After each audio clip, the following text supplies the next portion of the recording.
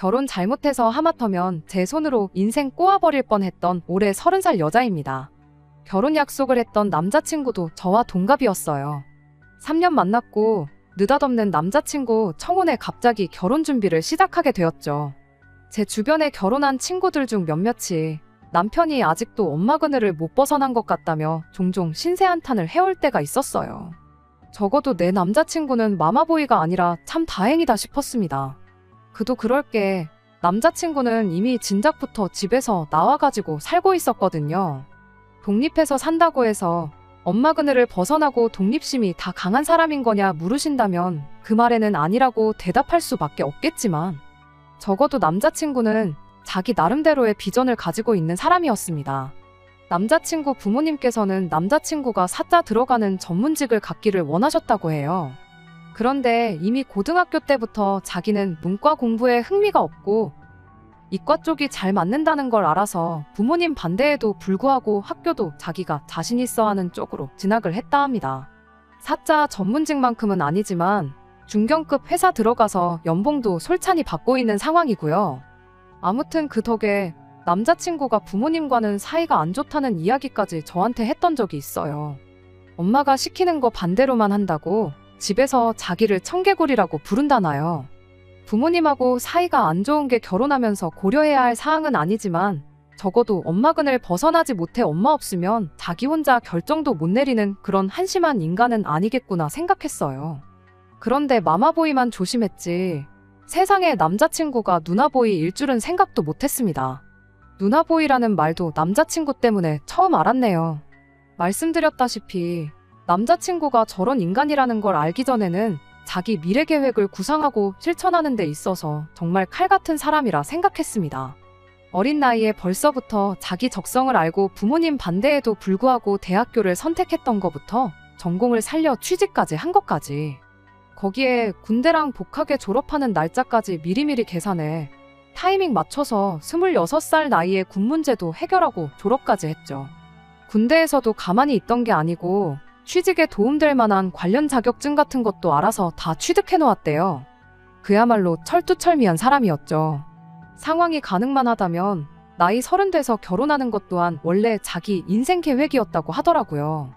회사 들어가자마자 자기 벌이가 얼마나 되는지 계산해 그거에 맞춰 돈을 어떻게 모을지 다 맞춰 놓았고 그렇게 30살 나이로 제게 청혼했을 때 이미 남자친구 수중에는 1억이라는 돈이 있었어요. 오히려 군대도 안 갔는데 2년 먼저 취직해놓고 모아놓은 돈 8천이 전부에 그마저도 남들보다 잘 모은 거 아닌가 하고 자화자찬하고 있었던 제 스스로가 다 부끄러울 정도였지요. 동갑내기인데도 여러모로 배울 점이 많은 사람이라 생각했어요. 그런데 이 모든 것들이 남자친구가 알아서 한 게 아니라 하마터면 내 예비신우가 될 뻔했던 남자친구 누나의 개입이 있었던 거였네요. 뭐 동생 앞길 좋은 길로 이끌어줬으니 그걸 나빴다고만 할 수는 없으려나요. 문제는 정말 남자친구의 모든 것에 누나가 안 들어가 있는 게 없을 정도였어요. 심지어 나한테 청혼한 것도 누나의 입김이 있었던 게 정말 소름이었죠. 남자친구의 청혼을 받고 나서 결혼식 날짜는 언제쯤이 좋으려나 싶었는데 남자친구가 그것도 자기가 다 생각해놓은 날이 있다고 하면서 우리 연애 시작한 기념일 날짜를 말하더라고요. 보통은 남자들이 기념일 같은 거 잘 안 챙기고 그런 날짜 기억하는 데에도 무딘 편이잖아요. 그런데 정확한 날짜까지 기억해서 의미 있게 그날에 결혼하자는 것도 한편으로는 참 낭만적이게 들렸습니다. 그때는 남자친구의 본 모습을 모르고 있었으니 아마 콩깍지 때문에라도 더 좋게 보였을 수도 있겠다 싶네요. 아무튼 문제는 기념일에 맞춰서 결혼하기에는 조금 시간이 빠듯해 보였어요. 덕분에 조금 급하게 결혼 준비를 하기 시작했습니다. 양가 부모님께 인사도 토요일 일요일 하루씩 해서 같은 주에 인사를 드렸죠. 남자친구가 자기 입으로 부모님이 하라는 거 반대로만 해서 부모님과 사이가 안 좋다고 말했었는데 막상 인사를 드리러 가니 그건 그냥 남자친구 혼자만의 생각이었다는 걸 알게 되었어요. 자기는 아니라고 생각할지 몰라도 옆에서 보기에 부모님 두 분 다 아들 아끼는 게 눈에 다 보일 정도였거든요. 남자친구가 대학 갔을 때부터 자취한다고 쭉 떨어져 지냈는데 집에 자주 찾아가지 않았었나 봐요. 아버님은 그냥 자주 못 보는 아들 오랜만에 봐서 그런가 시선이 아주 남자친구한테 고정이 돼가지고 계셨고 어머님 또한 말 한마디 한마디 할 때마다 아들 등을 쓸어주고 손등을 어루만져주고 사이가 나쁘다는 말과는 다르게 엄청 사랑받고 있구나 싶은 느낌이었어요. 대화 중 어머님이 젊은 놈 고집이 저렇게 세서 제대로 여자친구나 만나려나 싶었는데 어디서 이렇게 참한 사람을 데려왔냐며 덩달아 저도 좋아해 주셨죠. 한두 번 봤다고 해서 그 사람의 모든 걸 파악할 수 있는 건 아니겠지만 적어도 결혼해서 고부 갈등이나 시부모님과의 문제로 속 썩을 일은 없겠구나 싶었어요. 저희 부모님께서도 남자친구가 아주 딱 부러지고 사람이 옹골차 보인다고 마음에 들어 하셨습니다. 그간 제가 워낙에 남자친구에 대해서 좋은 이야기밖에 안 했어서 더욱더 그랬던 걸 수도 있겠네요. 아무튼 양가 부모님께 인사도 드린 마당에 저희가 정해놓은 결혼식 날짜에 맞추려면 하루도 낭비하기가 아까운 시간이다 보니 내친 김에 상견례도 바로 그 다음 주에 진행해버렸습니다. 상견례 분위기도 엄청 좋았어요. 남자친구네 아버님이랑 저희 아버지가 고향도 마침 동양에 심지어 학교까지 같은 학교를 나오셨던 거예요. 남자친구 아버지 나이가 저희 아버지보다 더 많았다 보니 같은 시기에 학교를 다닌 건 아니었는데 선생님 한 분 이름이 나와가지고는 상견례 자리라는 게 무색하게 두 분이 의기투합해가지고는 선배님 후배님 하면서 두 분이서만 따로 이야기꽃을 피우셨지요. 양가 부모님들끼리도 저렇게 관계가 좋은데 그때까지만 해도 누가 이 결혼을 반대하겠나 싶은 생각이 들 정도였죠. 상견례 자리에서 한참 이야기를 나누던 중 결혼식은 언제쯤 하는 게 좋겠냐는 이야기가 나왔었어요. 뭐 어디 용한분한테 가서 좋은 날짜를 받아와야겠다니 그런 이야기가 오가길래 저희가 사실 생각해둔 결혼 날짜가 있다고도 말씀드렸어요. 워낙에 분위기가 좋아서 그랬나 자식들이 영특해서 부모들이 알아볼 게 없다면서 그런 사소한 것까지 다 칭찬을 해주시더라고요. 달리 당신들이 해줄 건 없고 그냥 너네들 결혼할 때 해달라는 거 다 해주겠다는 이야기까지 나왔죠. 예단 예물 같은 허례허식도 하지 말고 마지막 10원 한 장까지도 자식들 미래를 위해 지원해주자는 식으로 상견례는 분위기 좋게 마무리되었어요. 결혼하는 데 있어서 이보다 더 좋은 상황이 어디 있었겠나요? 진짜 결혼만 하면 앞으로 행복하게 사는 일만 남았구나 하고 생각했어요. 그때까지는 말이죠. 왜냐하면 그때까지 저희 시누이가 될 뻔했던 이 모든 사건의 원흉이나 마찬가지인 남자친구의 누나를 아직 만나기 전이었으니 말이에요. 상견례가 끝나고 나서 남자친구가 이제 우리 누나한테만 인사를 하러 가면 되겠네 하고 말을 하더라고요. 뭐 결혼하기 전에 어디 멀리 사는 친척들한테까지 다 인사를 하자는 것도 아니고 다른 사람도 아니고 누나인데 당연히 결혼 전에 소개받고 인사 나누고 하는 게 맞다는 생각이었죠. 딱히 불만을 가질 이유까진 없었습니다. 다만 시간이 빠듯한 만큼 집에 인사드리러 갔을 때 같이 부르던가 아니면 못해도 상견례 때 같이 참석을 했다면 좀 더 좋았을 수도 있겠다 싶기는 했지만요. 따로 시간 내서 만나도 상관은 없지만 결혼 준비로 하루가 아쉽다고 그래놓고 충분히 시간을 아낄 수 있는 일을 미룬 거나 마찬가지라는 생각도 있었거든요. 그런데 가족들 모이는 자리에 누나를 부를 수 없었던 이유가 따로 있었더라고요. 남자친구가 자기가 부모님하고 사이가 안 좋다고 생각하는 건 남자친구 혼자만의 생각이고 오해인 것처럼 느껴졌었다고 했잖아요. 그런데 남자친구의 누나는 정말로 가족들하고 사이가 안 좋았던 것 같아 보였어요. 남자친구 말로는 남자친구 할머니가 살아계실 적에 있던 일 때문에 그렇게 되었답니다. 할머니가 워낙에 옛날 분이라서 남아선호 사상이 몸에 배어있던 분이셨다 해요. 그때 신우가 수능을 망쳐서 뭐 기숙사 학원을 가느냐 마느냐 하는 상황이었다는데 할머니께서 딸 자식 몰 돈까지 들여가면서 비싼 대학 공부까지 시키냐 그냥 시집이나 일찍 보내라는 소리를 입버릇처럼 하셨답니다. 그런데 하필 남자친구네 아버님이 할머님 말에는 또 거역을 못하는 분이셨던 게 문제였던 거죠. 본심은 어땠던 건지 모르겠지만 어쨌든 할머님이 그런 말을 했다 보니 남자친구의 누나한테 대학 가는 거 말고 달리 하고 싶은 게 있느냐 하고 물었대요. 남자친구의 누나는 그게 그렇게 서운할 수가 없었고 그분을 못 이겨서 할머님한테 가서 대판 시비를 걸었다더랍니다. 그런데 아버님이 할머님 말에는 또 거역을 못하는 효자라고 했잖아요. 막상 자기 자식일지라도 당신 어머니인 할머님한테 그렇게 나오는 걸 보고 한마디 안 할 수가 없었던 거죠. 그때 남자친구의 누나는 이딴 집구석에서 더는 못 살겠다며 짐 싸들고 나갔다 합니다. 그 뒤로 아예 부모님과는 절연을 한 상태라 인사시키는 날이나 상견례 날 같이 자리를 할 수 없었던 거고요. 그래서 부득이하게 인사하는 자리를 따로 만들 수밖에 없었던 거죠. 그런데 문득 생각이 나대요. 남자친구 집에 인사하러 갔을 때나 상견례 자리에서 남자친구 어머니가 남자친구한테 누나는 하고 남자친구한테 누나 안부를 물어봤었던 게 말이죠. 상황을 다 듣고 종합해보니 남자친구는 아직도 누나랑 같이 연락을 하고 지내는가 했죠. 그런데 그게 아니었어요. 연락을 하고 지내는 정도가 아니라 남자친구가 누나 집에서 얹혀 살고 있었더라고요. 3년 연애했지만 항상 데이트 끝나면 남자친구가 저를 집에 바래다 줬지 제가 남자친구를 집까지 바래다 준 적은 없어서 그 사실을 여태 몰랐던 거죠. 집에서 데이트를 했던 것도 아니고 집 나와서 살고 있다길래 혼자 사는 줄 알았지. 그래도 그게 뭐 대수냐 싶긴 했어요. 말해줄 때까진 몰랐을 사실이지만 제가 딱히 물어본 적도 없고 막말로 뭐 동년배 여자랑 같이 사는 것도 아닌데 누나랑 사는 게 잘못된 건 아니잖아요. 남자친구 부모님 딴에도 누나 소식이 궁금하기도 하고 여자 혼자 사는 게 걱정되기도 했을 텐데 동생이 같이 살아주면 얼마나 안심이 되었겠나요. 아무튼 그렇게 남자친구의 누나를 처음 만나게 되었습니다. 그 첫 인상은 정말이지 강렬했어요. 외모가 엄청 예쁘다거나 그래서는 아니에요. 집은 어디 동네 구석진데 귀신이라도 나올 것만 같은 오래된 빌라에서 살고 있었는데 저 온다고 재력이라도 뽐내고 싶었던 건지 머리핀부터 양말까지 아주 명품이 아닌 게 없었어요.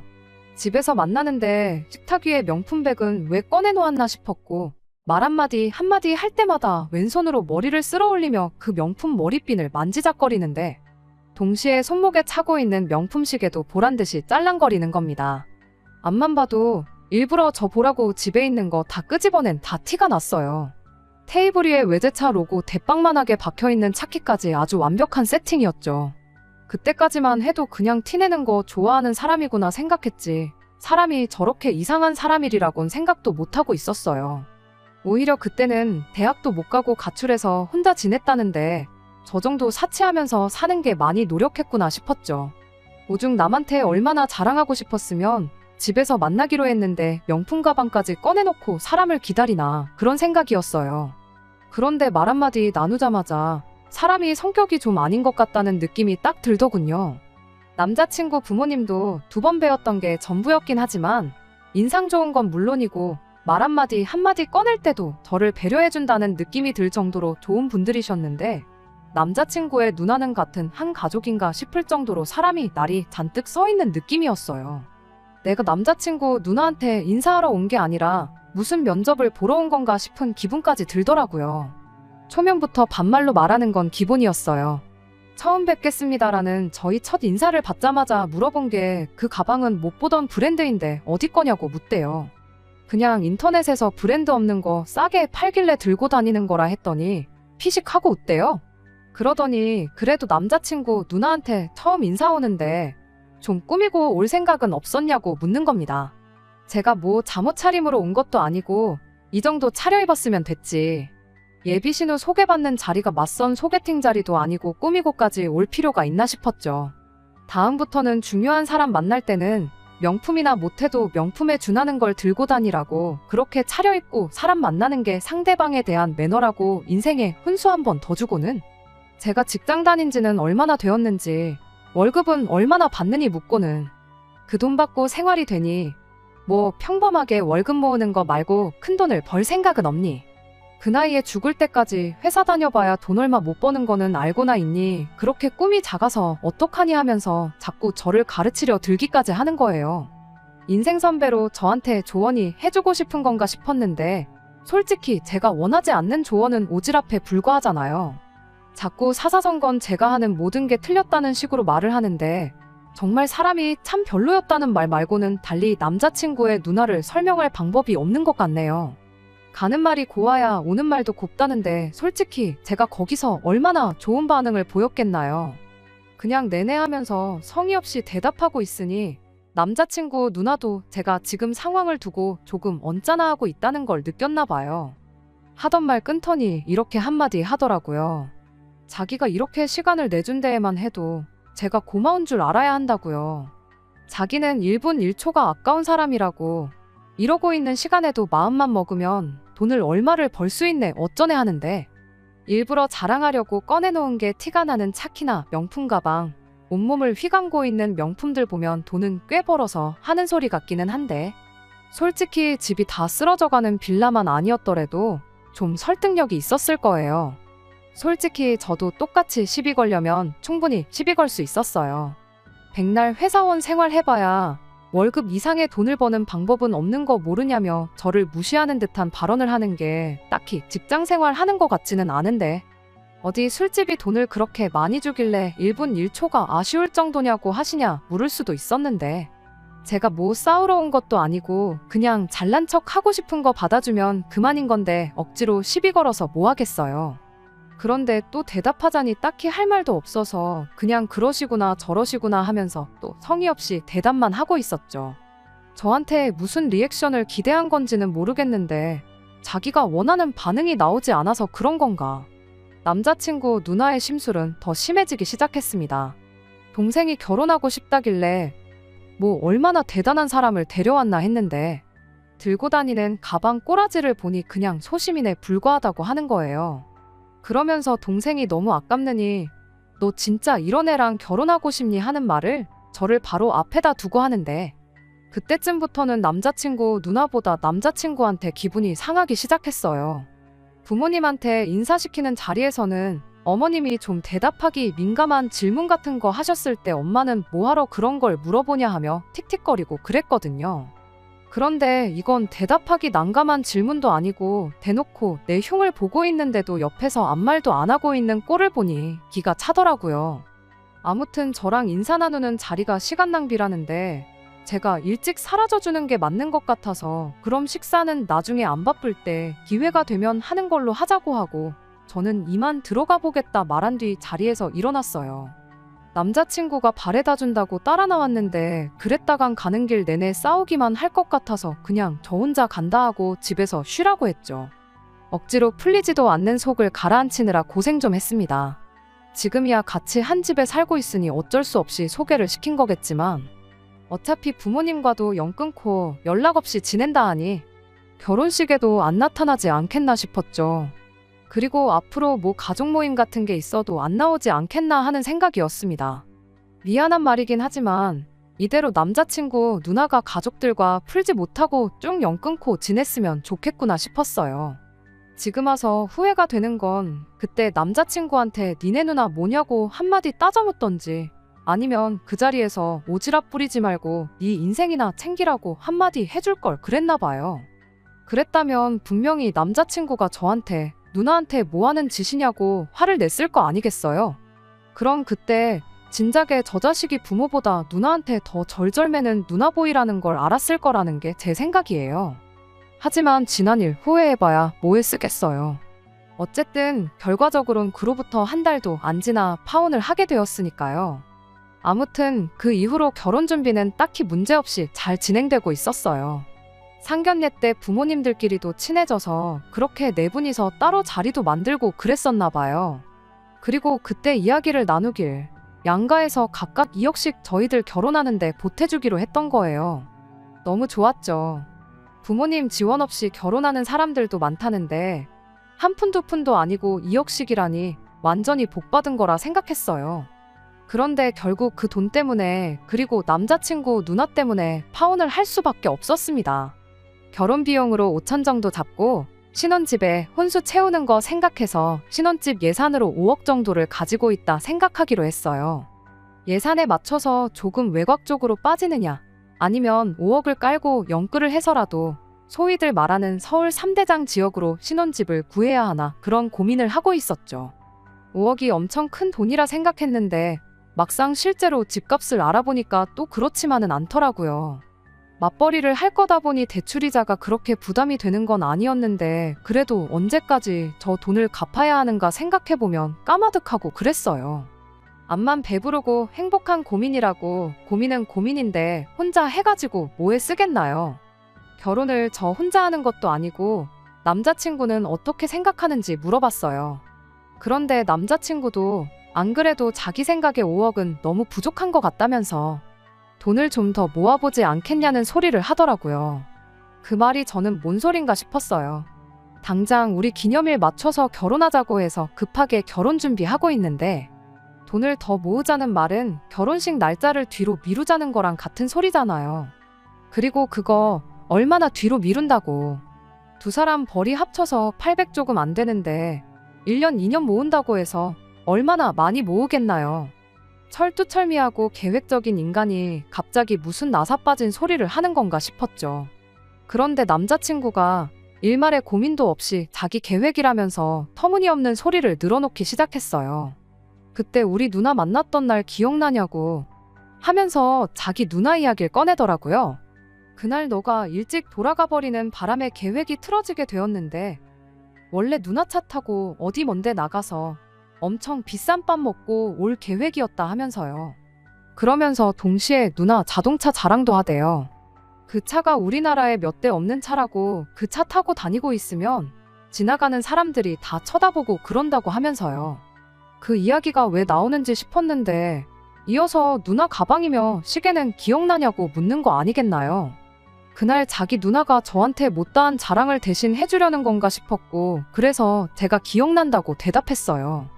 누가 집안에 있으면서 비싼 시계랑 가방을 꺼내놓냐고 보통 사람은 안 그러지 않냐고 일부러 빈정거리는 말투로 대답했는데 남자친구는 누나 이야기하면서 신이 난 건지 그걸 칭찬으로 받아들였나 봐요.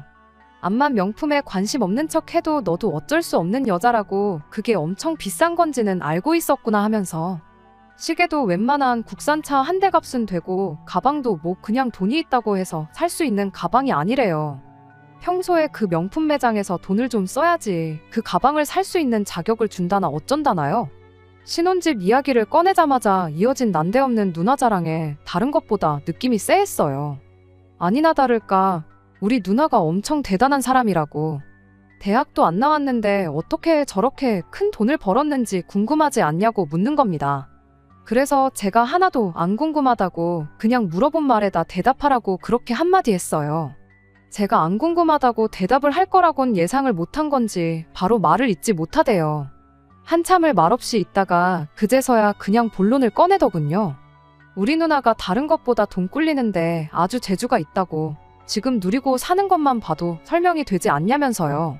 그러더니 일단 우리 결혼하고 나서 바로 집을 구하는 게 아니라 지금 이 집 그러니까 지 누나 집에 들어가 살면서 부모님이 지원해준 돈에 우리 돈까지 합친 5억 8천 거의 6억에 육박하는 그 돈을 누나한테 굴려달라고 부탁을 하자는 겁니다. 누나가 관리해주면 금방 불어날 거라면서 이왕 내친 김에 월급도 누나한테 맡기고 돈 불려줄 때까지 누나한테 용돈 타서 쓰자고요. 요즘은 서울 외곽 지역도 좋은 아파트 들어가려면 10억은 우습게 줘야 한다고. 5억 가지고는 아무것도 못하는 거 모르냐고. 5억 대출받아 갚을 생각 해보라고. 은퇴할 때까지 평생 빌린 돈만 갚다가 우리 젊은 시절 다 끝날 거라면서요. 그런데 누나가 한 1년 정도 우리 돈 굴려서 2배로 만들어주고 자기는 딱 2억만 먹고 나머지는 우리 다 준다고 했답니다.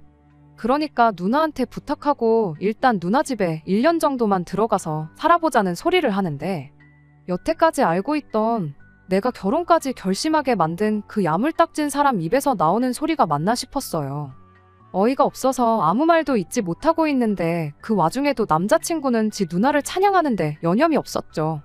기회가 되면 2년, 3년 정도 살아가지고 강남에 집 한 채 구해서 시작하는 것도 나쁘지 않겠냐는데 저 정도면 거의 종교가 아닌가 싶었습니다. 이미 그때부터 제 마음은 거의 떠났던 것 같아요. 그래도 확인할 건 확인해야겠다 싶어서 지 누나의 뭘 믿고 저러는 건가 싶어서 누나가 뭘 하길래 돈을 그렇게 버느냐 물었죠. 남자친구가 그 말에 싱글벙글해서는 궁금했으면서 왜 안 궁금했던 척 한 거냐 하면서 누나의 인생사를 읊어주기 시작하더라고요. 그런데 뭐 별것도 없었어요. 그냥 평범하게 직장인 생활하고 있었는데 그러다가 코인에 손을 댔나 보더라고요. 쭉 듣다 보니 돈 좀 만진 것도 얼마 안 된 이야기였어요. 그때까지 성실하게 직장 생활하면서 차곡차곡 저축을 하고 있었나 본데 어쩌다 사놓은 코인이 갑자기 폭등을 하게 되면서 대박이 났던 거예요. 거의 10배에 가까운 수익을 내면서 그때 돈을 한 4억 정도 벌었답니다. 남자친구는 그걸 실력이라고 포장을 했는데 뭐 따지고 보면 운도 실력이니까 그게 틀렸다고는 하지 않겠어요. 저는 아직 만져본 적도 없는 돈을 벌었던 것 또한 사실이니까요. 아무튼 남자친구 누나가 그때 돈을 좀 벌었던 거였죠.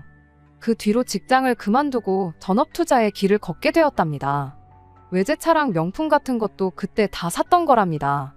문제는 그때 벌었던 4억을 다 써버린 게 문제였던 거죠. 쉽게 번 돈, 쉽게 쓴다는 말이 무슨 말인지 딱 알겠더라고요. 아무튼 그렇게 일확천금으로 돈맛을 한번 벌었으니 이제 이래서 쥐똥만한 월급으로는 만족은 못하겠는데 다시 돈을 굴리자니 그때는 모아놓은 돈이라도 좀 있었으니 대박도 내고 그랬던 건데 지금은 그렇게 번 돈 거의 다 써버리고 땡전 한 푼 없는 상황이 돼버린 거잖아요. 그런데 남자친구는 누나가 지금 때를 기다리고 있는 거라고 그걸 또 커버를 쳐주대요. 아무 때나 투자해서 돈을 버는 그런 호락호락한 시장이 아니라고 누나가 다 타이밍을 잡고 확신이 있으니까 우리 돈을 불려준다고 하는 거 아니겠냐 하는데 그때 깨달았죠. 남자친구 누나가 이젠 일은 감질나서 못하겠고 또 어떻게 그때 대박냈던 것처럼 손맛을 보고는 싶은데 당장 돈 나올 구석이 없으니 동생한테 결혼하라고 부추긴 겁니다. 그럼 집에서 지원도 받아올 수 있을 테고 이왕 하는 김에 배우자인 내 돈에 우리 집 돈까지 같이 한번 크게 굴려볼 생각이었다는 걸요. 누나의 어딜 믿고 저러는 건진 모르겠지만 그래도 그동안 만나온 정이 있고 결혼까지 하기로 한 사람인데 이게 마지막이라는 생각으로 남자친구한테 한마디 물어봤어요. 나는 일확천금도 필요 없고 강남에 아파트도 필요 없다고. 대출 갚는 게 정 아쉬우면 조금 눈을 낮춰서라도 더 저렴한 지역의 작은 평수 아파트를 알아보자고 했죠. 그리고 월급의 일부는 적금으로 차곡차곡 모으고 그 외에 나머지 돈은 코인을 하던 주식을 하던 하고 싶은 재테크를 하면 안 되겠냐고. 우리 그냥 여지껏 살아온 대로 건실하게 한번 살아보자고요. 그런데 남자친구가 지 누나 말을 그대로 뱉어내대요. 그렇게 꿈이 작으니 평생을 착취당하는 소시민으로 사는 거라고 말이죠. 아무리 봐도 남자친구 누나가 남자친구와 비교해서 잘난 거 하나 없는데 어쩌다 코인으로 운 좋게 큰돈 한번 벌었다고 한들 어떻게 저렇게까지 고집을 부릴 수 있는 건가 싶었죠. 결국 저는 남자친구를 말릴 수 없었어요. 그렇게 2주 정도 더 남자친구를 설득해봤지만 남들처럼 평범하게 살고 싶어서 저랑 결혼을 하려고 했던 게 아니라는 말만 할 뿐 도무지 생각을 고쳐먹지 않더군요. 우리가 만약에 모아놓은 돈이 한 푼도 없었고 양가 지원도 없는 그런 상황이었더라면 누나 집에서 신세 지면서 차곡차곡 돈 모아 우리 삶을 꾸리자고 저렇게 고집을 부리는 거였더라면 암만 남자친구 누나가 별로인 사람이었을지라도 그렇게 하자고 했었을 겁니다. 그런데 우리가 피땀 흘려 모은 돈뿐만 아니라 없는 형편에 자식 행복 빌어준다고 최대한을 만들어준 부모님 돈까지 누나한테 맡기자고 하는 사람과 결혼을 한다는 건 말도 안 되는 일이었죠. 결국 그렇게 며칠간의 고심 끝에 저는 결국 파혼을 선택하게 되었습니다. 차라리 남자친구가 마마보이였다면 결혼을 했었을 거예요. 어머님이 그만큼 좋은 분이셨으니까요. 이러나 저러나 저희들을 위해 좋은 앞길을 조언해 주셨을 거 아니었겠나요. 차라리 마마보이가 낫지 누나보이는 정말 답도 없네요. 안녕하세요. 파혼하고 나서도 벌써 2달이 더 지났네요. 남자친구와 다시 잘해보기로 해서 이렇게 사연을 보내는 건 아닙니다. 그냥 그 뒤로 제가 궁금했던 사실 몇 개를 알게 되어서 혹시나 여러분들께서도 궁금하지 않을까 싶어 이렇게 다시 저희 이야기를 전하러 찾아오게 되었네요. 본의 아니게 남자친구네 집하고는 계속 연락을 하고 지내는 사이가 되었어요. 부모님들끼리 너무 죽이 잘 맞다 보니 파혼하게 된 건 아쉬운 일이지만 당신들끼리는 자주 연락하고 그러기로 했거든요. 그래서 본의 아니게 남자친구 이야기를 좀 전해 듣게 되었어요. 남자친구가 능력도 없는 누나를 맹신하게 된 데에는 다 이유가 있었습니다. 남자친구 부모님이 남자친구를 사자 들어가는 전문직으로 키우고 싶었던 건 사실이었어요. 부모님 뜻보다 돌아가신 할머님 뜻이 그랬답니다. 그런데 그걸 반대했던 게 남자친구가 아니고 남자친구 누나였대요. 정확히 왜 그랬는지는 모르지만 동생 혼자 지원받는 게 배가 아팠던 거겠죠. 다행히 그게 남자친구 적성에도 맞는 일이었고 그걸로 대학도 가고 취직도 했으니 결과만 두고 본다면 좋은 일이긴 했지만 남자친구한테는 그런 사소한 것 하나하나가 누나 말을 들으면 손해보는 게 없다는 생각을 갖게 만들었던 것 같아요. 애초에 남자친구 누나한테 대학 말고 다른 일을 하고 싶은 게 없냐고 물어봤던 것도 남자친구 누나가 공부를 그렇게 잘하는 사람이 아니었다네요. 대학을 안 보내준다는 게 아니라 다른 거 하고 싶은 게 있으면 지원해주겠다는 뜻이었는데 그걸 제멋대로 해석하고 집을 나가버렸던 거고요. 그렇게 집을 나갔다고 한들 자식 걱정이 안 되는 부모가 어디 있었겠어요. 집까지 얻어주고 재수하고 싶으면 재수하라고 생활비에 학비까지 보태주셨답니다. 그래도 마음이 안 놓이니 동생인 남자친구까지 그 집에 보내서 남매끼리 둘이 같이 살라고 보내놓았던 거고요. 실제로 여태까지는 누나 말 들어서 안 좋게 풀린 게 하나도 없었잖아요.